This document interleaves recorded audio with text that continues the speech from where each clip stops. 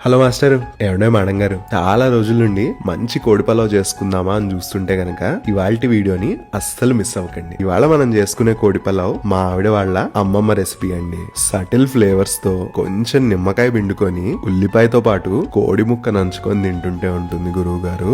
పక్కా కొలతలతో ఎలా చేయాలో చెప్పేస్తాను, వీకెండ్ కి ఇచ్చి పడేయండి. ఇవాళ నేను 3 పావుసేర్లు అంటే అప్రాక్సిమేట్ గా 750 గ్రాముల సోనా మసూరి బియ్యంతో వండుతున్నానండి. ఎంతైతే బియ్యం తీసుకున్నామో అంతే చికెన్, 750 గ్రాముల చికెన్ ని కడిగి పక్కన ఉంచుకోండి. ఇక గరం మసాలా కోసం 24 వెల్లుల్లి రెబ్బలు, 1 టేబుల్ స్పూన్ షాజీరా, చాలా చిన్న జాజికాయ ముక్క, 1 టేబుల్ స్పూన్ గసగసాలు, 6 మరాఠీ మొగ్గలు, 1 ఇంచు దాల్చిన చెక్కలు, 3 9 యాలుకలు, 1 అనాస పువ్వు, చిన్న జాపత్రి, 2 అల్లం ముక్కలు, 15 లవంగాలు, 1 టేబుల్ స్పూన్ సోంపు. ఈ మసాలా 3 గ్లాసుల బియ్యానికి సరిపోతుంది. కావాలంటే స్క్రీన్ షాట్ తీసుకోండి. ఒక బాణల్లో 2 టేబుల్ స్పూన్ల ధనియాలు, 2 టేబుల్ స్పూన్ల సోంపుని సన్నటి సెగ మీద ఎర్రగా మారేదాకా వేపుకోండి. ఇప్పుడు అవి వేడి చల్లారిన తర్వాత మెత్తటి పొడిలాగా గ్రైండ్ చేసుకోండి. పావుసేరు బియ్యానికి 1 పెద్ద సైజు ఉల్లిపాయ, 5 కారంగా ఉన్న పచ్చిమిరపకాయలు, కాబట్టి 3 పెద్ద ఉల్లిపాయలని పొడుగ్గా, 15 పచ్చిమిరపకాయలకి ఘాట్లు పెట్టుకొని ఉంచుకున్నాను.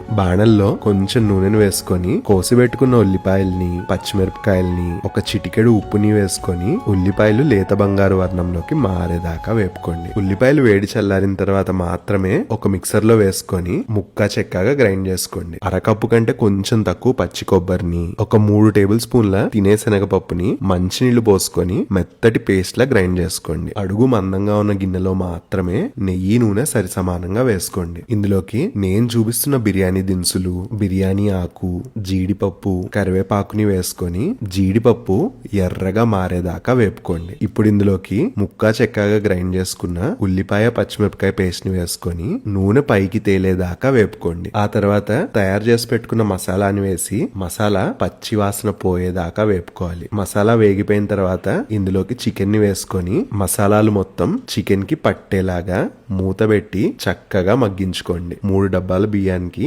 5 గ్లాసులు మంచినీళ్ళని వేసుకోండి. తగినంత ఉప్పు, కొత్తిమీరని వేసుకొని మంచిగా కలుపుకోండి. ఎసరు మంచిగా మరిగేటప్పుడు తయారు చేసి పెట్టుకున్న ధనియాలు, సోంపు పొడి, కొబ్బరి, తినే శనగపప్పు పేస్ట్ ని వేసుకొని అన్ని కలిసేలాగా కలుపుకోండి. ఇందులోకి బియ్యాన్ని వేసి అడుగు నుండి కలబెట్టుకోండి. ఈ పులావ్ ని సన్నటి మంట మీద వండాలి, లేదా అడుగంటిపోతుంది, గుర్తుంచుకోండి. 5 నిమిషాలకి మూత తీసి కింద నుండి కలబెట్టుకుంటా ఉండండి. తినే శనగపప్పు వేస్తున్నాం కాబట్టి అడుగంటడం సహజం అండి. పులావ్ లోని నీరంతా ఇంకిపోయిన తర్వాత ఒక పెనం పైకి మార్చుకోండి. 2 నిమిషాలు హై ఫ్లేమ్ మీద, 8 నిమిషాలు సన్నటి మంట మీద ఉడికించుకుంటే అద్దిరిపోయే చికెన్ పలావ్ తయారైపోతుందండి.